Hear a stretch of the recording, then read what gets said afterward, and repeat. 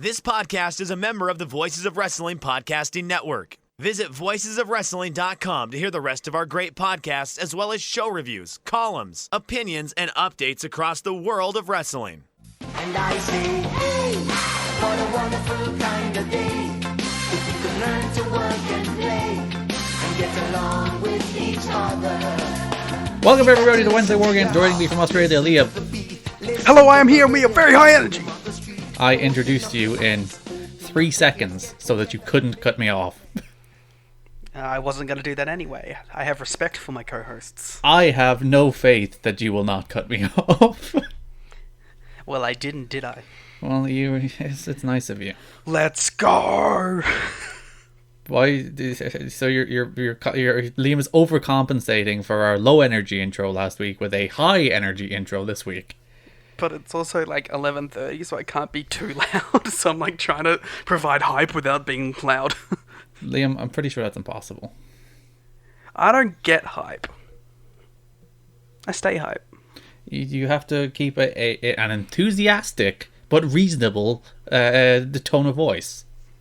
I just realized that we're doing our opening banter. I didn't even like click with me that this was what was happening.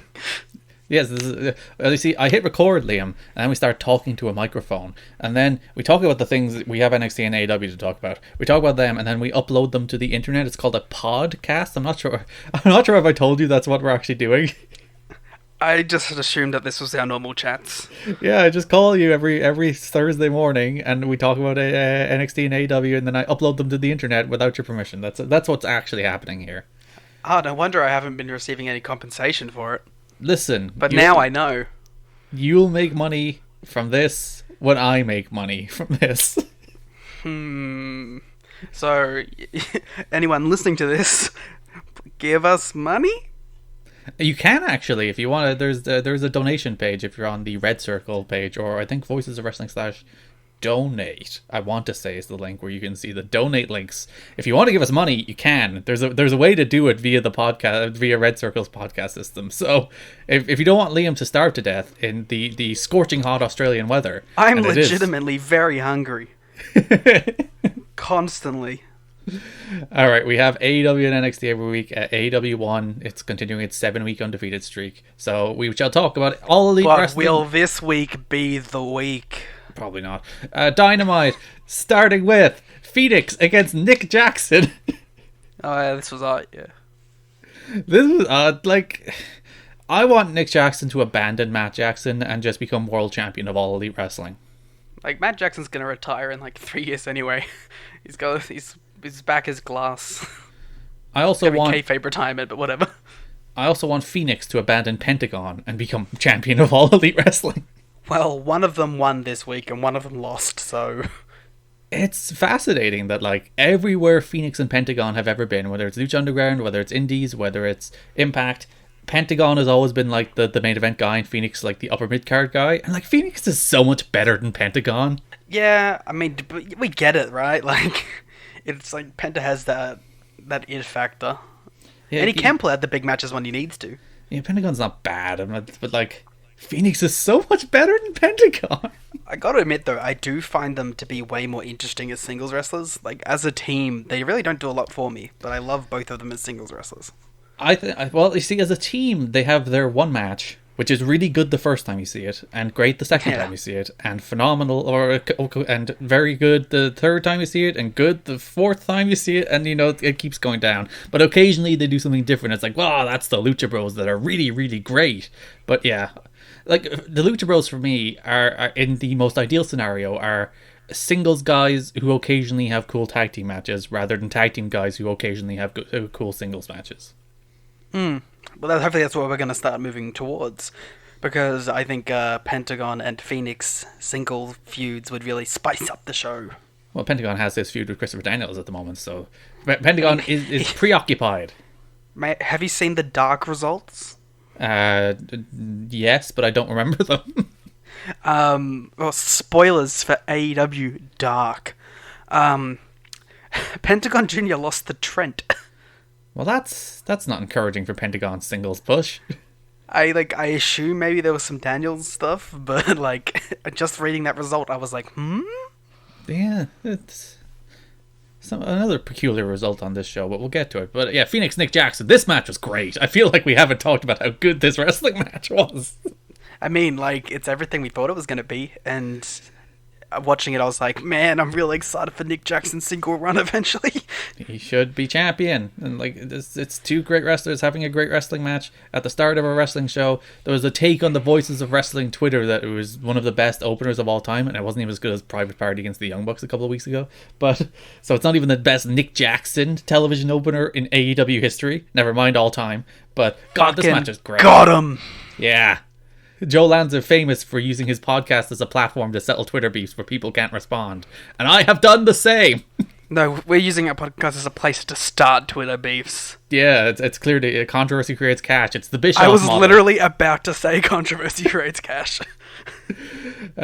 Phoenix won with his twisting muscle buster in a really darn good match. I like... This is such a dumb, like, thing to go off on, but I really like Phoenix's look. Yeah, he occasionally has. I think he has black gear that isn't great, but nearly all the other Phoenix gear is great. Whenever he has color, Nick's the same way though. I called him Sick Nick just out of habit then, but like he's also got great gear, and it's going to be very interesting when that becomes like a singles gear as opposed to tag team stuff, because you don't see anyone wear those kind of colors. Britt Baker faced Hikaru Shida. Britt Baker lost. Wow, just moving off that discussion quickly. Yeah, gear. It's nice. Oh, I was gonna have a whole like little offshoot thing that I was gonna say. Okay, what do you have to say about Nick Jackson's singles gear?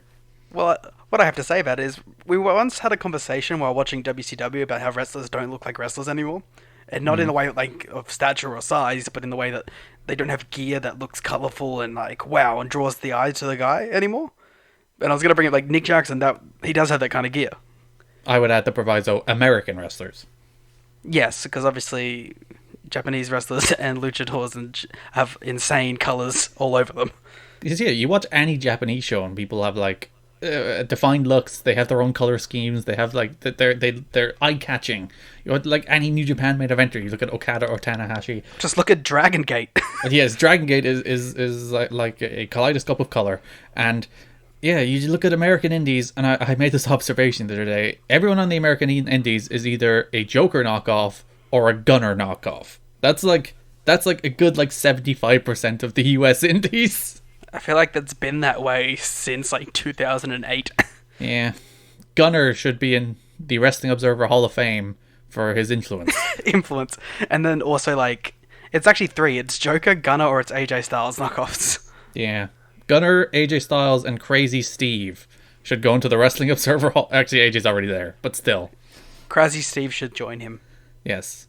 For his okay, now you can go on to Hikaru Shida versus Britt Baker. Hikaru Shida defeated Britt Baker in a match where Britt Baker just moves in slow motion. I don't know what to... Like, everything she does takes twice as long as the average human being. It's just... Britt, come on! I'm done. I'm done with Britt Baker, man. I watched 2 Britt Baker matches in 2 days because I watched Dark, and I'm done. She's bad, man. And like, I hope she gets better because she's in a big position in the company. But like, if Ali isn't Dynamite ready, Britt Baker isn't Dynamite ready. Yeah, Britt Baker, like, she's not showing many signs of improvement, and maybe like she lost this match, so maybe AEW is done with Britt Baker, but I'd be surprised if they are. And like, she's kind of over. It's not like she's a dud. It's not like the crowd don't respond to her a little bit, and the lockjaw is over. But man, Britt, like, come on, let's stop moving in slow motion. Man, if only she had some sort of a fallback career that she could go to. Like, the problem is AEW schedule is not conducive to wrestlers improving because they work one time a week. That's it's not going to happen. And you have to wrestle more than once a week. The way you get better as a pro wrestler is by wrestling wrestlers that are better than you as much as you can.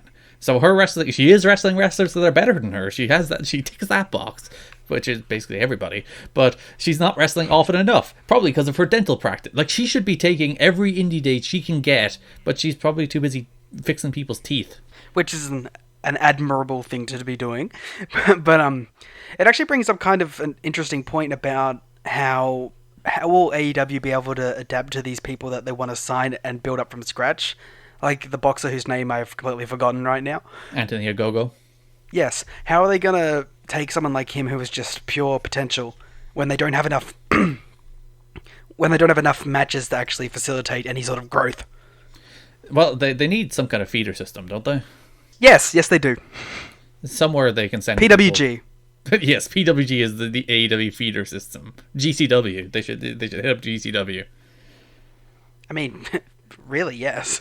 It's where Marco Stunt, Joey Janela, and Jungle Boy have come from. That's pretty much half the roster. They have so much potential in young people because obviously that's who they went after to sign because everyone with any sort of noted experience or fame in the pro wrestling was already signed. But they need a way to get these characters over, like outside of AEW. They need practice, they need to work, and it's a whole thing right now when you only have 1.5 shows a week. Yeah, and like no one's working both those shows. Even if they're that's still 2 matches on one night, and then 6 days without working. Yeah. Shida won, so Shida and Rio again, maybe. I mean, I hope so. They're the 2 best women on the roster so far. I think at least. The Dark Order. Are you going to join the Dark Order, Liam? Dude, I would. It ruled. That ruled. That was such a fun, what an interesting take on these characters. And thankfully, a take on these characters. I said this last week as well. They're finally actually leading into them being a cult instead of just being weirdos who get no reaction on wrestling shows. Yeah, but the key thing is I need to see, their group of creepers, expand now. Slowly each week they need to get more and more people. So you want them coming up, but they already have 8 of them. Yeah, I want the vignettes to be working, and I want them to add more people. So who do you think who do you think is the first person to join the Dark Order, the first actual person? Well, they tease people on losing streaks. So the Dark Order themselves? They won 2 weeks I know ago. they won last week. They beat Luchas or the Jurassic Express. Before that, though, they lost nearly all their matches except that one they won.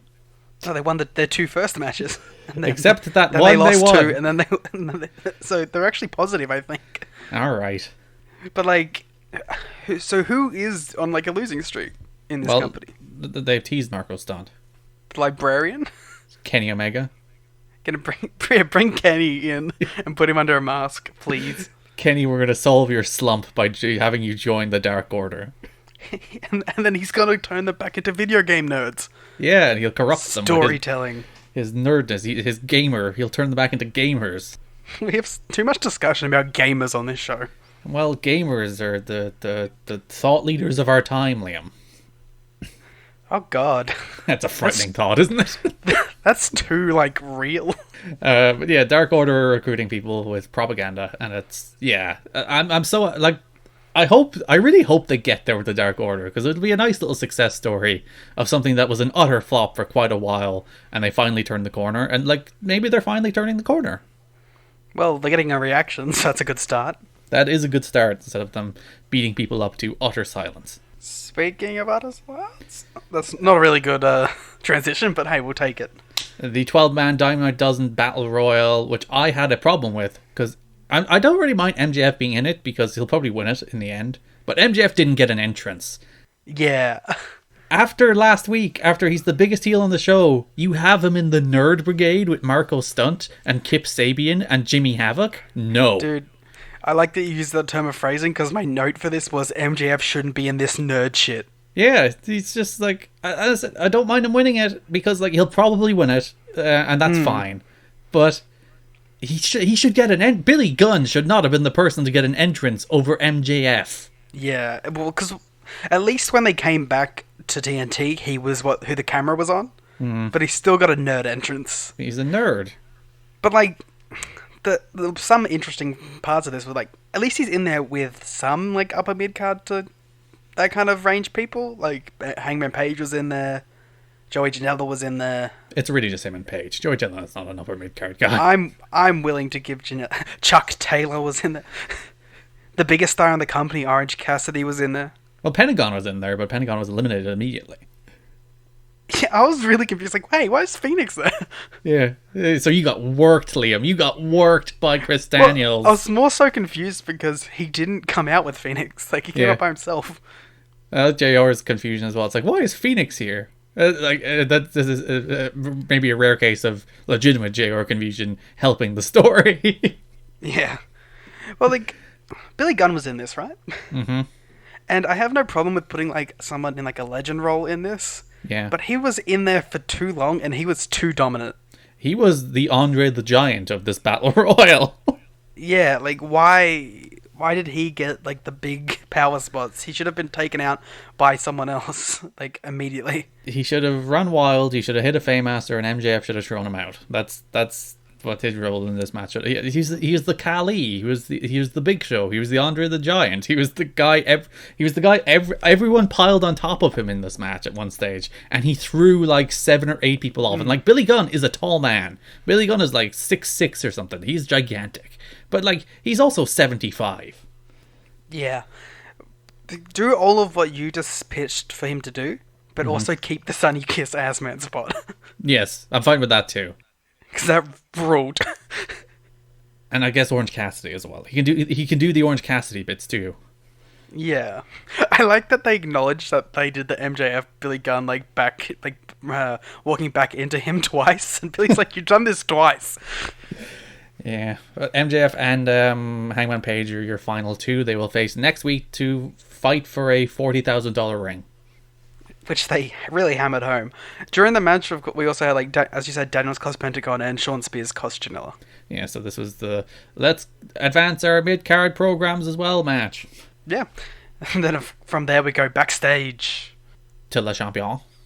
To Le Champion. Le Champion. We talked, Liam, remember the other week when we said nobody doesn't like dinosaurs. We found one asshole who doesn't. Liam, Chris Jericho does not like dinosaurs. Listen, it's truly shocking development that we've uncovered here. I choose to believe that this was the character of Chris Jericho, and that Chris Jericho, the man, does respect and love dinosaurs.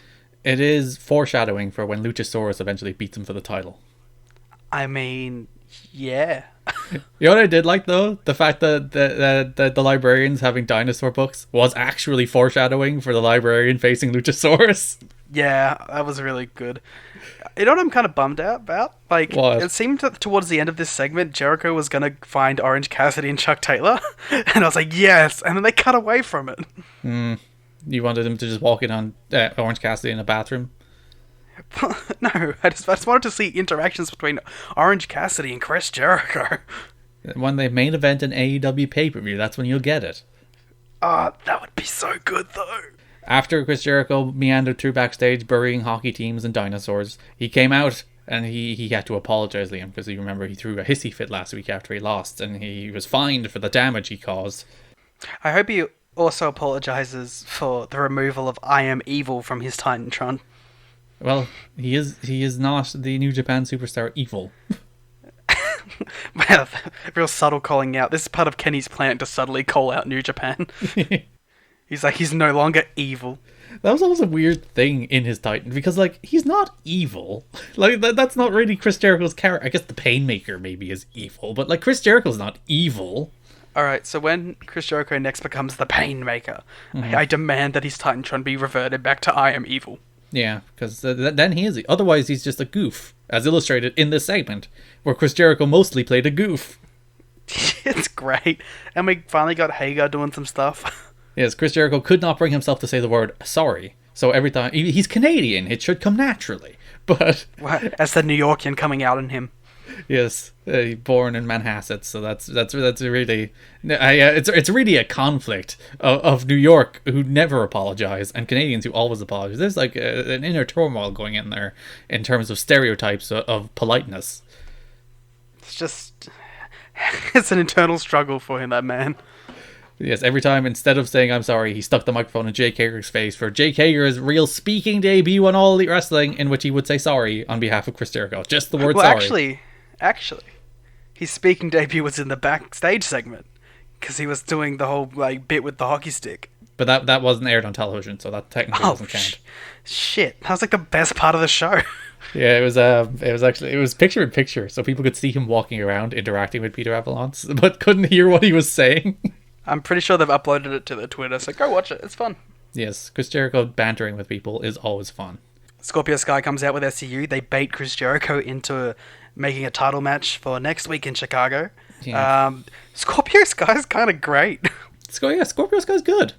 Jericho announced that next week will be his a celebration of him, and then SCU interrupted, and he's like, I'll fight you, and then they were like, oh, you wouldn't want to put the title on the line, would you, Chris? That's something we don't want. And Chris is like, don't you tell me what not to do.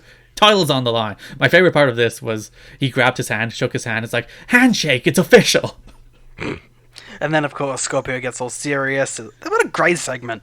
And like turning Le Champion into Le Bitch is like the dumbest, most basic line, but it got a stupidly big reaction. Because he said the B word on TV. Yeah, he's cursing. He's a cool guy who curses on television. Then we got a big old beatdown. Big old AEW beatdown, baby.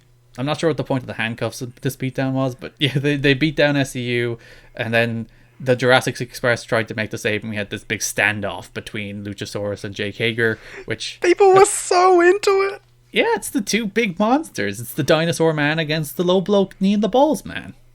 That being said, like, as much as that's, like, really cool, people got into it, I really want to see Hager versus someone smaller first. Maybe have him murder Marco. That'd be great. Or have him wrestle Jungle Boy, because they might actually have a good match while he murders him. Okay, squash Marco, and then have, like, a decent match with Jungle Boy. And then build to Luchasaurus, the two big hoss off. Aren't they hosses? Is Luchasaurus a hoss? I'd consider him a hoss. Normally, hoss has to be thicker, but he's probably a hoss. Like, Hager is definitively a hoss, but is Luchasaurus? He does too many flips to be a hoss. Well, then by that logic, is Keith Lee not a hoss? Maybe. Keith Lee is a hoss. I don't think flips necessarily stop you from being a hoss. I feel like the standard for being a hoss is doing a pounce. Yeah, fair enough. I'm decreeing that if you consider yourself a hoss, you have to do a pounce. And I slam down my gavel, and it's official. So next week on AEW Dynamite from Chicago, it'll be Chris Jericho against Scorpio Sky for the AEW World Championship. Plus, Chris Jericho will have a celebration. The what was it? His Thanksgiving. Yes, it's the Thanksgiving to celebrate Chris Jericho. I love Chris Jericho just saying words in English but putting French accents on them. Yeah, it's great. Chris Jericho's stupid and I love him. That's the thing, right? Like, I feel like all this podcast is us gushing about how great Chris Jericho is. Because like he's the best part of the show. Chris Jericho is a man. He understands comedic timing. He understands comedic bits, even though the MJF one went a little long last week. But for the most part, he understands comedic bits, and like he's just funny. He's the best performer in pro wrestling. Like nobody is even close to the orbit of Chris Jericho in terms of like competing with him on the level of a performer. He's so far and above literally everybody else. The average person saying Le Champion and mocking dinosaurs would probably be a no. If Baron Corbin did that on SmackDown, I'd be like, ugh, because Baron Corbin is not Chris Jericho. He does not have the charisma, charm, or wit of Chris Jericho, and Chris Jericho is Chris Jericho. If you watch his internet show, But I'm Chris Jericho, it proves he's Chris Jericho. And he's great. As far as we're all concerned, Chris Jericho is Chris Jericho. That is a fact. That is a fact of life, my friend.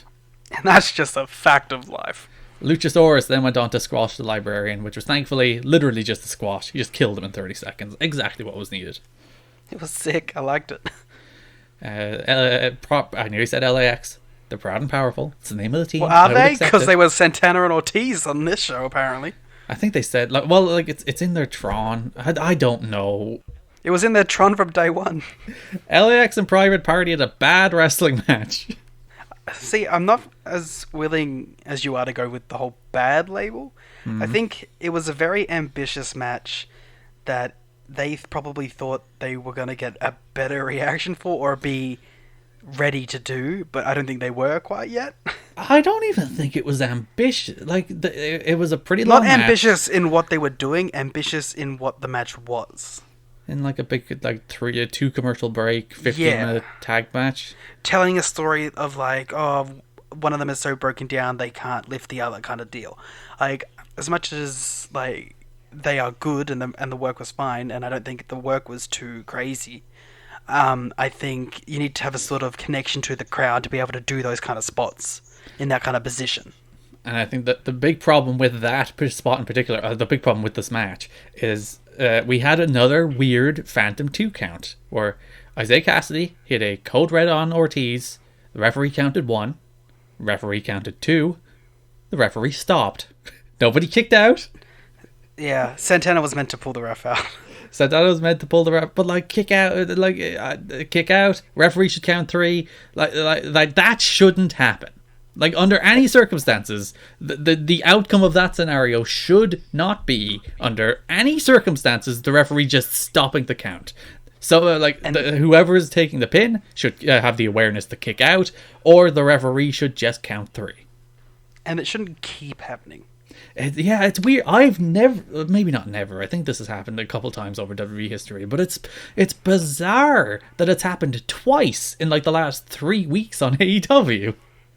And like, I don't really know necessarily how you fix this problem. Just like, I don't. It's such a weird one, isn't it? Referees count 3. Like it's but as simple referees as counting 3 can mess up entire plans. But like, if the match, like Private Party, we're going over anyway.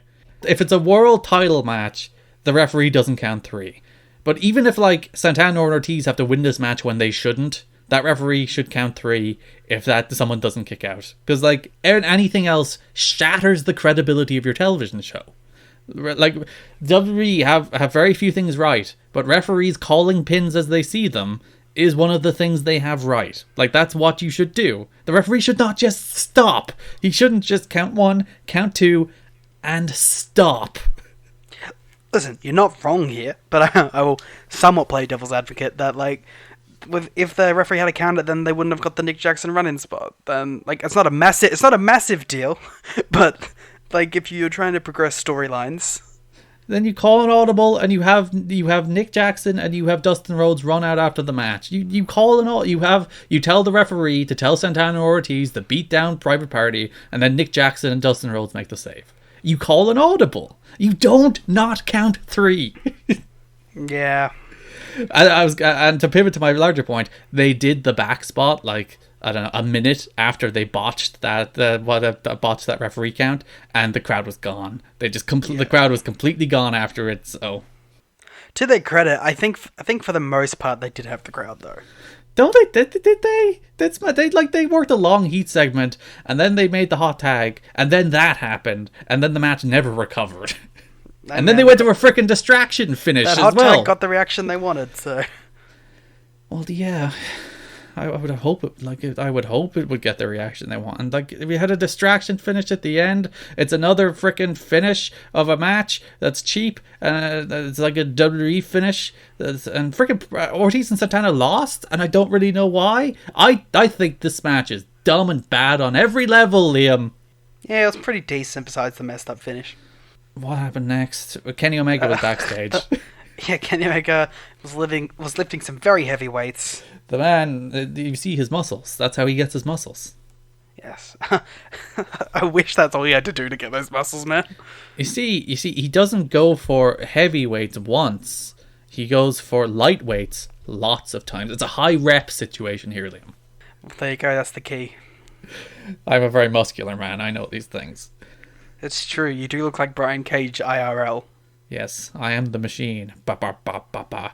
But Kenny, what he was basically, he's Pac is the source of all of his problems. He just blamed Pac for his losing streak. Yes. While lifting very heavy weights. Then we had our main event, which ruled. Darby Allin and Jon Moxley, which ruled. What a match. Darby Allin is, like, Jon Moxley is maybe the most popular, behind Cody, he's probably the number 2 most popular in terms of people that get reactions on this show.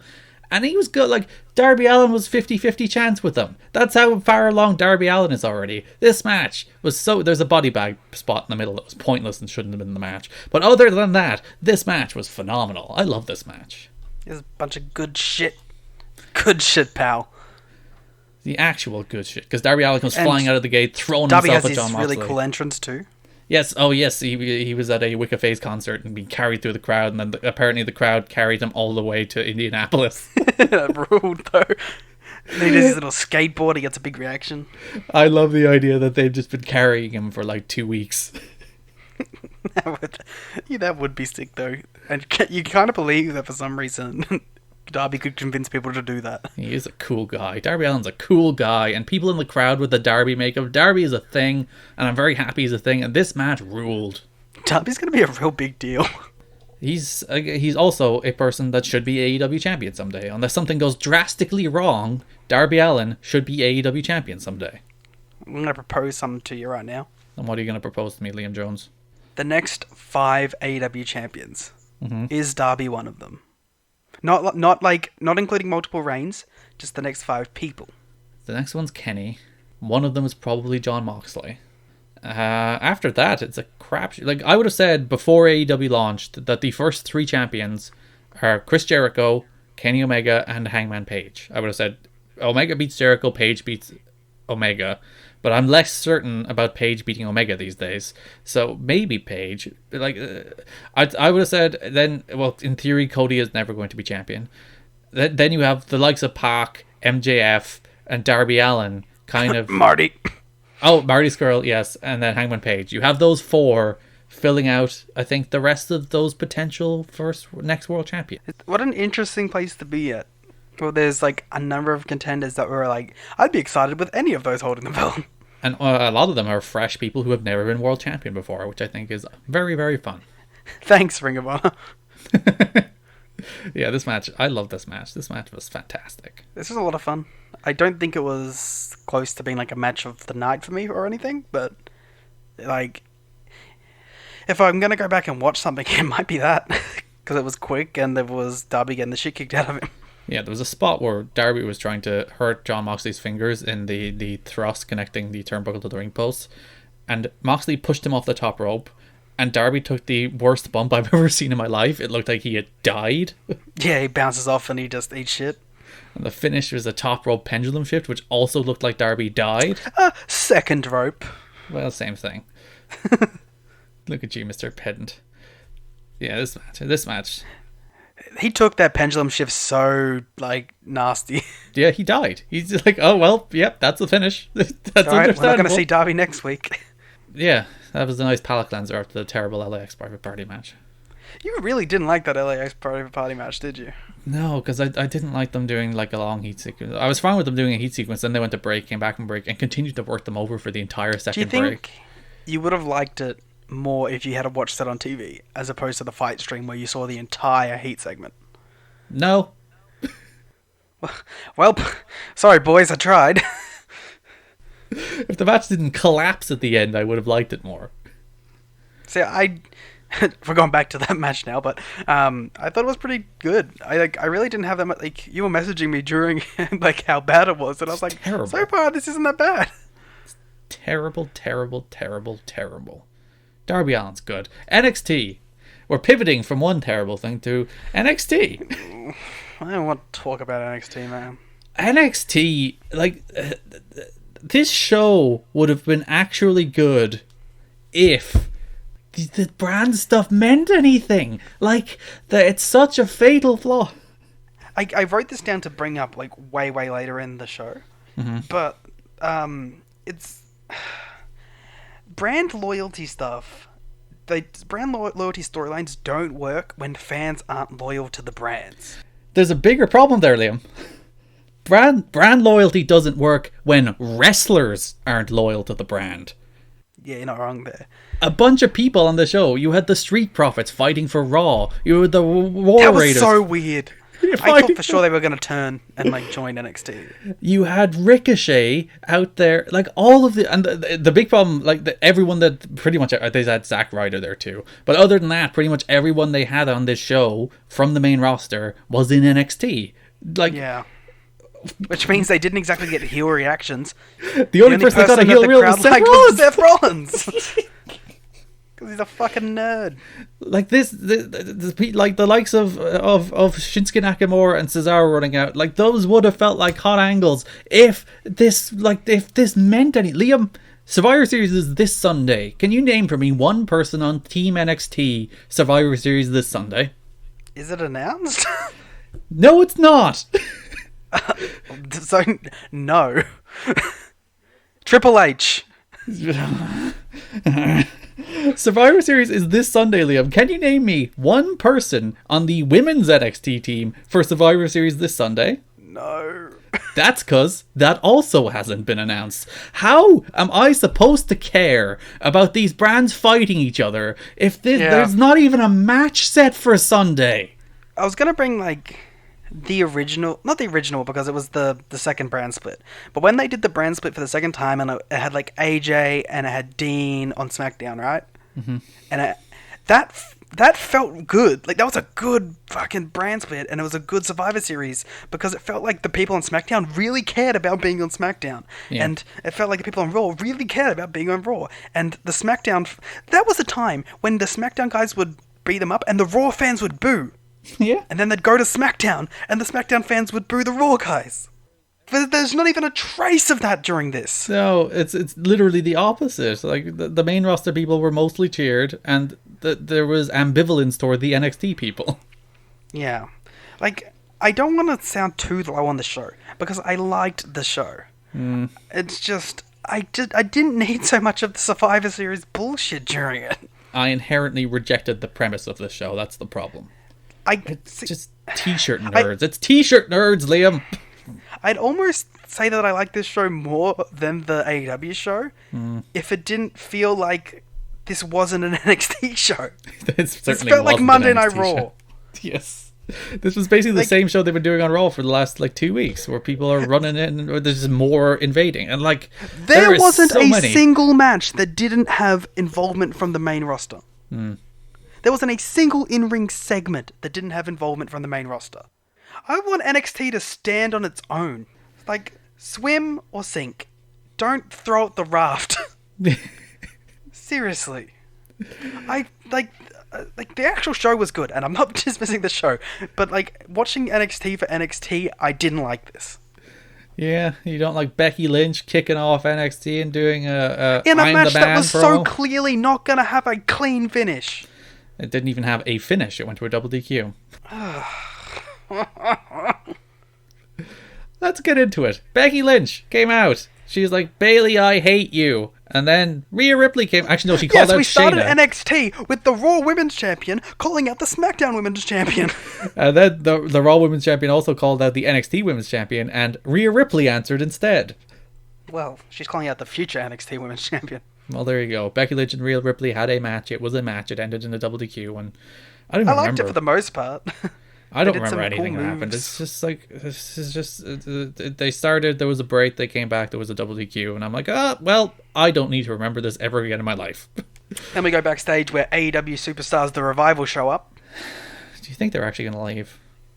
I mean, I hope so. Just because I really want to see some Revival Young Bucks matches. Can we talk about how they drove their car into seemingly the middle of the road, got out, and just left the car there? Well, to be fair, it's a campus. You can pretty much park wherever you want on those. Yeah, but you're just leaving your car and the people might walk into it. It's dark. Nah, bro. They're the Revival. They don't care. Hey, Garrett, are you aware that Kona Reeves still exists? I forgot a Morrow quote. These two are looking to dominate each other like Lizzo dominated the Grammy nominations. Are you a big Lizzo fan? I haven't heard a Lizzo song in my life. I couldn't name a Lizzo song. Oh, well, you don't know. I just took a DNA test. Turns out I'm 100% that bitch. No, I don't. I hope that's Lizzo, otherwise I'm going to be very If that's not Lizzo... Yeah, it is. Okay, clarify that is Lizzo. I was hoping it wouldn't be so people could shame you on Twitter, and I do like public shaming. For not knowing my current pop hits. Kona Reeves did indeed come out. He does indeed still exist before he was beaten up by Ricochet. Ricochet just murdered that man. He took one kick and he disappeared. And he didn't even, they could have at least had him, they had a big post-match brawl. They could have at least had Kona Reeves there, so he's not a giant nerd. But he's a giant nerd. I don't like Ricochet's really red boots. I like this gear. That gear, speaking of, let's derail the podcast to talk about Ricochet gear. This Ricochet gear was great. I didn't like it. Well, as far as Ricochet gear goes, I think ever since he signed, it's taken a real step down. Yeah, I liked his Nightwing gear. You know what gear I did? I liked his gold and black and white gear. There was gear he was wearing on Raw, and I don't know what it was inspired by, but it looked dreadful. Is it the one that had the bright blue, the bright red, the bright, all the primary colors? Yes. I believe that's My Hero Academia, which is an anime, but I have never seen it, so I can't clarify. First you start talking about popular music, now we're talking about anime. Why are we talking about all the bad... I suppose this is an NXT podcast, so... Wow. I'm in a bad mood about NXT this week because of the stupid stuff. But it's like, stupid t-shirts. Just for the third time, Comedy Rule of Threes, I liked this show. Matt Riddle and Ricochet had a great match. They went 100 miles per hour for 3 minutes. Yeah, it's just like, they had 3 minutes. They made the damnedest of their 3 minutes. Then Cesaro and Nakamura attacked. Nakamura looks cool as shit when he's not in his gear. He had like big baggy black pants. That ruled. He couldn't be bothered. So, like, just wearing some lazy pants to NXT. Then Riddle pins Ricochet. Wait, I guess like Riddle's facing, what's his name? Finn Balor at the takeover, so fine. But yeah. Then we got a massive multi-man angle because they've booked a ton of people in overlapping feuds. Yeah, so everyone ran out. Balor ran out. Nakamura and Cesaro over there. Riddle and Ricochet Strong fought. hits the knee on Nakamura. Yeah, which sets up their well, not sets up, builds. And then towards Riddle match. takes out both. That was a nice touch. I like that he's not just like, NXT friends. Ricochet hit a cool springboard dive into the front row. You know what I really hated about this? Everything. Like, no, not really. Like, the role was fine. As I said, if this mattered, this segment would have ruled. If I was in any way invested in the idea that these people actually dislike each other instead of they're wearing t-shirts so they fight, this would have been so good. It was so high energy and great, but like it this doesn't was the brand matter. supremacy angle of like 3 years ago. This would have been fun. If Ricochet wasn't on NXT last year, what did you like? What was fun? After this segment, they cut to Morrow, who puts over the security for keeping control after they just had like a 20-man brawl. Yeah, everyone's running out. The entire thing is collapsing, but the But security. there was no security. Maybe he was being sarcastic. Maybe he's worried about his safety. Can you really tell with Morrow though? No, you can't. And then of course you go to beep beep beep beep beep beep beep beep flag watch. Oh, yay. As we see a flag that makes 2 appearances in the night, the Undisputed Era. It's a flag we've seen before, but it's a great flag. Arguably the best NXT flag. I actively noticed the Dijakovic flag this week, so... That's, I think, the only flag I've noticed has been Dijakovic twice. It's the only time I'm like, oh, look, it's a flag. Well, that's the first of the flag watch. Well, I suppose you spoiled the second flag watch, so that's all the flag watch today. Oh. We got a video package for Killian Dane, Damian Priest, and Pete Dunne, a match I'm sure you're very excited for a takeover. Garrett, we don't talk about video packages. That's true. Which led us to the Undisputed Era against Revival, which was a good tag team match. People are going to be mad at you, man. As I said, I said my hot take about this show to you before we recorded. I preferred the Forgotten Sons tag team match to the Undisputed Era Revival tag team match. That's such an awful take. It's one of my worst. This match was fine. It was a This good match was match. really good. I wish it was in front of a good crowd. Well, it's not a good match if they don't work the crowd, Liam. That's fallacy of wrestling. But can you work this crowd? Apparently you can. If this was on a takeover, it'd be like 4 1/4. Yeah, but it wasn't. I love this match. I liked it a lot. A nice little 3-star tag team match. There was a period like where they hit the cool shatter machine out of nowhere. I was like, yeah, we're picking it up, boys. We're going somewhere. And then the energy just kind of collapsed again, and they meandered to an underwhelming finish. It was a good little 3-star match. I'm surprised all the tag teams didn't run out and beat each other up after this. Yeah, well, they still had the War Raiders to have a match later, so they couldn't. Kyle O'Reilly and Bobby Fish win with their total elimination that isn't called total elimination. I think it's literally called high-low. But yeah, it was that's what Styles and Daniels called it. So. Oh, that's a nice little throwback. Yeah. Yeah, that match was fine. Speaking of fine, Kaylee Ray against I'm down on tag team matches on this show this week.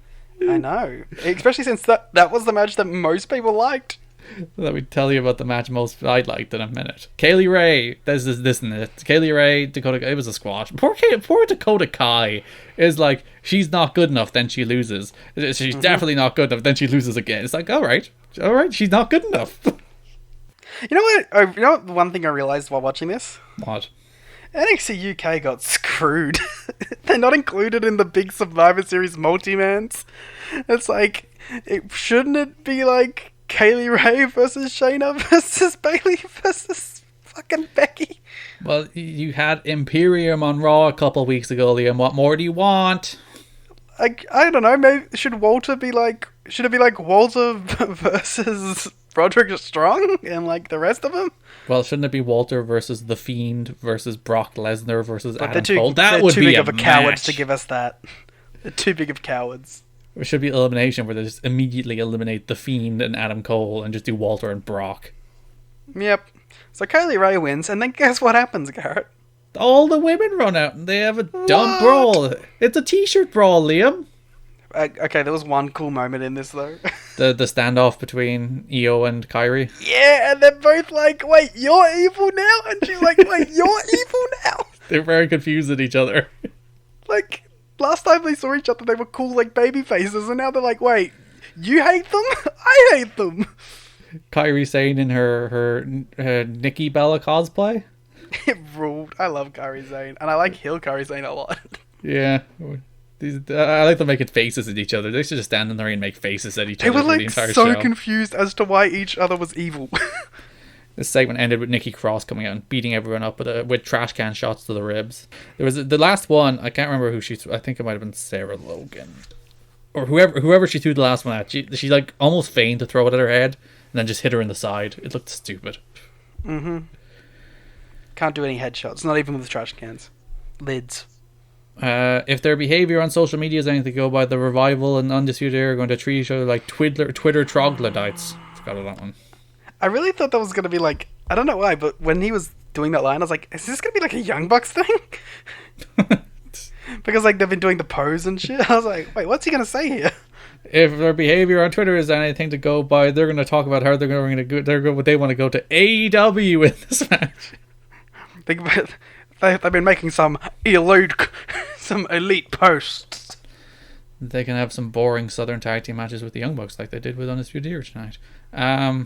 Speaking of good tag team matches, You don't even agree with that. Like, you No. don't think it was bad. You just didn't think it was great. a good little match. But speaking of good matches, the Viking Raiders and the Forgotten Sons, much better. Would you like to see my note for this one, Garrett? Was it the cartwheel spot? Was it the cartwheel spot, Liam? No, it was the word existed. Yeah, this was a good match. Sure, it was a match. But they did cartwheel. But the cartwheel spot, Liam. Or he did a cartwheel. Come on, put it over. Put over the match. You loved it so much. It was your match of the night, very clearly. So come on. Ivar did a cartwheel, then the two Forgotten Sons did a cartwheel, then Ivar did another cartwheel and a springboard back elbow, and it was like the dumbest shit I've ever seen in my life, but I legitimately laughed out loud at it. So this is a good wrestling match. Yep. What are you waiting for? What's next? A ladder match between Adam Cole and Donovan Dijakovic. Dominic? Is his name Donovan? It's Dominic. I thought it was Donovan the whole time. I think I've been calling him Donovan for like the last 7 weeks. Well, just say Dijak, it's fine. Yeah, who cares? Be one of those people who can't adjust to WWE names, just calls them, like me in LAX. I can't say anything. It takes me a while sometimes, if I'm being honest. Well, the problem is it's a weird play on his existing name, which makes it harder. I can't believe it's Dominic. It's one of these Bernstein-Bearstein things, where it's like, I thought for sure it was Donovan. They just randomly changed it, and it's like, they retroactively went back and dubbed Mauro in. I know nothing about this ladder match. Nothing. I retained no information. I have 2 problems with this ladder match, aside from the Alright, fact that you it's can talk fine. about it, because I literally remember the final spot, and that's it. Dijakovic did like the slow ladder climb within the first 3 minutes of this match. And I'm like, I reject the premise. Because he's so tall, if he can't climb up fast, otherwise he'll be there halfway up the ladder. It wasn't even like it was like he'd climb a rung, and then he'd wait, and then he'd wait a little longer, then he'd wait a second longer, then he'd climb another rung, and then he'd wait a second, and then Adam Cole cut him off. It's like, Garrett, have you ever tried to climb a ladder? It's very difficult. I've climbed a ladder. I'm not an agile or athletic person, Liam. I can climb a ladder wrong in longer than a second. Stupid. Really broke it down there, huh? There was also a spot later in this match where Dijakovic, he does the burning hammer into a knee, where he throws him over. It's kind of like It's called the feast your eyes. There you go. It's like a go to sleep thing. But he had him in the burning hammer position. He had him Adam Cole in the burning hammer position, and Adam Cole just gingerly got out. Yep. He's like very slowly, without like cutting off Dijakovic, he just slowly climbed out and started climbing a ladder. Then hit a bad Panama Sunrise off a ladder. And it's just To be fair, there's not many good Panama Sunrises. That's true. P.D. Williams very upset. You know what I really liked about that whole conversation we just had? It had break it down for a minute. Stupid crap. This not. Who cares? Like, it's so nothing. It's not even a gentleman's three. It's No. like, It I have no exists. recollection of it. But to me, have like a more fun point. I like how you were describing Donovan Dijak's move as if that wasn't the thing he was known for the last 3 years. Listen, That was literally his gimmick when he first was signed in Ring of Honor, that he had a cool move. listen. Listeners might not. I don't. Do you think I watch Ring of Honor television, Liam? Yes, you're a big fan of Vincent. Wait, what does Ring of Honor run against anything? Can we make a show that makes us review Ring of Honor? I think it's on Saturday. It's on every time of the day because Sinclair aired all over the place. So it probably runs against something. We'll find something and we'll review Ring of Honor. Ring of Honor against New Japan on Access. The real Hell war in yeah. wrestling, something like that. But someone asked us today to do AEW Dark versus NWA Power. Well, let's not. I don't I have no interest in watching Power. It's probably decent. I just It's mostly pretty boring, but I'll watch the Eddie Kingston promos. That's about it. it's mostly like 2016 TNA put in a more pleasant looking aesthetic. That's the show. It's tricking people into liking a show with Ken Anderson. It's kind of funny, really, when you think about it. There you go. Singles ladder matches. I did briefly want to touch on this. Singles ladder matches are much harder than like the multi-man car crash spectacles, because like, you can have two people take a giant bump and you can pivot to two other people doing something else. So like singles ladder matches are inherently harder. They're harder to pace. They're harder to execute. So I don't think it ever works if you try to do them without a reason. I think they only work if you do them with a grudge and an edge that can really make A child on the line. and a child on the line, ideally hanging from the ladder, but missed opportunity there. But they Imagine him just in his little like brace, just like hanging. dangling from the top of the hook. Yeah. But if you can't do singles ladder matches for no reason, it doesn't work. You know what they could? It's a very easy way around it. What?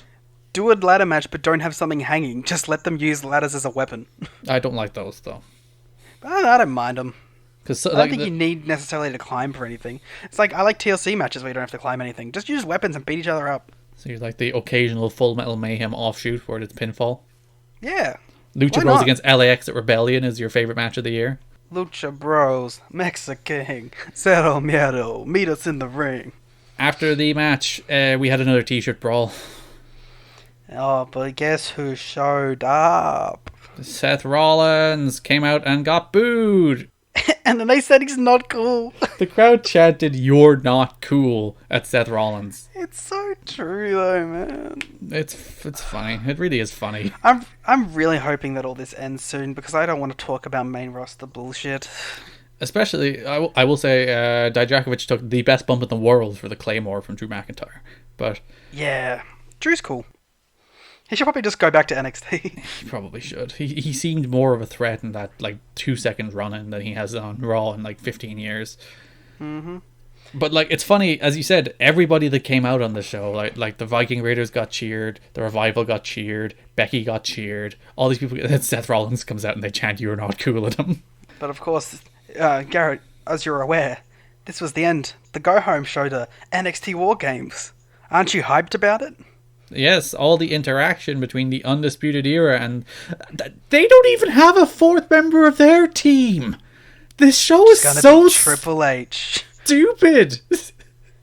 They did the go home show. It's not even that they didn't have a fourth member of their team, Liam. They didn't even try to get a fourth member of their team. They're apparently perfectly fine having 3 people on their War Games team for frickin' War Games on Saturday. Who cares? Because it's going to be a big surprise. And it's going to be Velveteen Dream.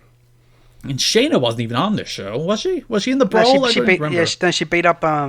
She broke up the Becky and Rhea match. Oh yeah, but who cares? This show is stupid. The t-shirt brawls and I really no. And NXT sucks. All right, before we get to the end of this, let's break down NXT War Games. The 4 matches announced for the show, Garrett. I don't care. They didn't care about this show. I don't care about this show. We have to do it. We did it for Full Gear. We're the most non-biased show out there. We have to break down War Games. We didn't do a Full Gear preview. We did a Full Gear review. No, but we broke down the matches that were going to happen on the show. Fine. All right, we have Pete Dunne versus Killian Dane versus Damian Priest in a triple threat match that determined the number 1 contender for the NXT Championship at Survivor Series. Sure. And arguably the best built match on the card. That's depressing. That's a depressing thought. Matt Riddle versus Finn Balor. Matt Riddle replacing Johnny Gargano, who is legitimately injured. I think so. They'll have a really good match. It's fine. The women's War Games match, Rhea Ripley, Candice LeRae, Tegan Nox, and Mia Yim versus Shayna Baszler, Io Shirai, Bianca Belair, and Kay Lee Ray. Who cares? And your main event, Garrett. The Undisputed Era, Adam Cole, Bobby Fish, Kyle O'Reilly, and Roderick Strong versus Tommaso Ciampa, Keith Lee, Dominik Dijakovic. I messed that one up. Dominik Dijakovic, and... It annoys me so much that they didn't even try to get a 4th member of their team. They're going to be they a did surprise. a go home show. And they didn't even mention that they don't have a 4th member of their team. Yeah. No, they did. They mentioned that they're still looking for someone. They're clearly not looking hard enough. There was literally 100 people on this NXT show this week, Liam. Could they not have asked a couple? Hey, Ricochet, you busy? I think he's busy, bro. Zack Ryder's not doing much. We got to give a quick shout out to Adam Cole, working 4 pretty insane matches in 5 days. And he has a broken wrist, but that's neither here nor there. Ladder match. Well, it's ladder match, the War Games match, and a title match. And he worked friggin' all those TV matches. Yeah, as much as they're doing this weird thing with his gimmick where it's his run, it's kind of real. Well, Garrett, I wonder which show you liked better this week. I never want to see t-shirts. I never want to see a Raw and SmackDown t-shirt again in my life. I never want to see Raw or SmackDown ever again in my life. Yeah, just let me watch it. Stop making me watch these bad shows that I've actively given up on because they're bad shows, and now you're forcing them on me in stupid ways that don't make sense. And remind me, Liam, of why I don't want to watch these bad. If they don't win the ratings war tonight, when they had, it's gonna be super depressing. If they don't win the ratings war tonight, they're probably never gonna beat AEW in the ratings. Yeah, if they threw everything. If they unload Becky Lynch in the opening segment, Seth Rollins in the main event, and literally everybody else in between, they're never going to win. And I expect them to win tonight. I expect them to eke a narrow victory. But if they don't, for good God. Yeah, if I'm Triple H and we don't win, I'm oh. Let's just give up, because we can't win on our own. Never mind with all the stars from the rest of the company forcing me to watch stupid blue t-shirts. Ah! Oh, we hate the t-shirt squad. This show would have been so good if any of this shit mattered, Liam. Yeah, if there was any sort of passion behind it, this would have been very cool. If, as I said, if the Street Profits and the War Raiders, who have been on NXT this year, weren't coming out... NXT champions this year. If they weren't coming out... The Street Profits have been on NXT within the last, 3 months, haven't they? Yeah. Stupid! It's even less than that, I think. I hate this. I want to go back Garrett. to regular boring NXT. Yeah, let's go back to the ones that we shit on also. Go back to the ones that are good, occasionally bad, but bad for not terrible reasons. Go back to the ones that we'll give the win to if they have a bad AEW. Yeah. Match of the night, Garrett. Ooh, it's between Darby, Mox, and Nick Jackson and Phoenix. It's definitely not that bad. Undisputed Era, the revival match. You're really hammering it home, are you? Listen, if people are going to hate me, they should have good reason. So everybody remember to at War Games Pod to Garrett how much you hate him. I'm going to go Darby Mox. That match ruled. Well, it's either the good Undisputed Era Revival match or the Phoenix Nick Jackson match, and I'm thinking I'm going to give it to Phoenix and Nick Jackson. I would have cancelled our podcast if you had done something else. Damn, a missed opportunity. I would have edited it so that you said Phoenix and Nick Jackson. Well, there you go. It's Phoenix and Nick Jackson. Which show did you prefer, Liam? It's kind of a weird one, right? No, it's not. If it was any other week, I would have immediately just gone AEW, but I thought AEW was kind of a meh show this week. But, like, legit, if anything that happened on the NXT show made me give a shit, or if it was NXT talent that literally did the exact same show, I'd be like, yeah. But it threw so much of main roster bullshit that I don't care about on there, that it's hard for me to give it a win ever. Like, this could have gone up against the worst AEW show, and I probably still would have had to have picked the AEW show, because at least the AEW show didn't remind me of pain. Like, AEW had a really good opener. They had that great Chris Jericho segment in the middle, and they had that great main event. And then, like, everything else was blah. But those 3 segments were really, really good. I like the women's match. Yeah. Wow. Okay. Yeah, I'm gonna give it to AEW. Stupid! Let's next week, NXT, come on. Bring it back. You're done with all the main roster shit. 584 votes in the fan poll this week, 70% AEW, 30% NXT. It's a clean sweep. Also interesting to note, we were talking about the ratios last week for it. Not a lot of NXT support even at the beginning. No, and that because you posted the poll like an hour and a half ish, maybe a little less, after the show. So that may confirm your theory of hashtag monitoring. Very low end to the show. It's because NXT is stupid and I hate it. Go back to being NXT. It wasn't NXT. That's my problem. It just wasn't NXT. Yeah, that's the thing. It wasn't NXT. There wasn't even that many Mauro quotes. Yeah, exactly. We're rating AEW versus Monday Night Raw, and it's not fair. Can't even get mad at Mauro on this show. That's they're not even giving me that. The 2 quotes we read weren't even that good. Yeah. You can't give hate NXT. No, you hate Monday Night Raw. Liam, where can people find you on the internet? You can find me at Larrikin on Twitter, or find me on Behind the Voice Actors at Liam J. If you would like more Elite coverage in your podcast feeds, you can listen to Everything Elite. If you would like more WWE coverage in your podcast feeds, for whatever reason, there's none. There's truly none. You can listen. Does 205 Live still exist? I think it does, doesn't it? I think it does, yeah. Also, because I don't know if you're going to bring it up or not, you're doing another podcast about WWE. Am I? I hope so. It was announced. Oh yeah. I was like, what are you talking about? I'm not doing a WWE pod. I'll be doing the guest spot on Wrestling Omakase, or Wrestling Unpronounceable, as I like to even though I just pronounced Why do you think I wasn't saying it? Wrestling Omakase. Yeah, that's coming up toward the end of the year. Doing the WWE review. I was like, great. legitimately, I was like, wait, am I? It's you and... Me and Kelly Harass will be talking about WWE and our eventual, as you may have read, the Survivor Series review, when we both gave up on reviewing WWE pay-per-views after reviewing them for like 5 years. You're done. And we're done. So that'll be in your feeds sometime by the end of the year. Never to return. But also, me, John Carroll, will annoy me about voting in the Omakase Awards. So yay, I can look forward to that. I love John. John's the best. John rules. Follow us on Twitter at WarGamesPod. Thanks for listening, and bye-bye. Bye.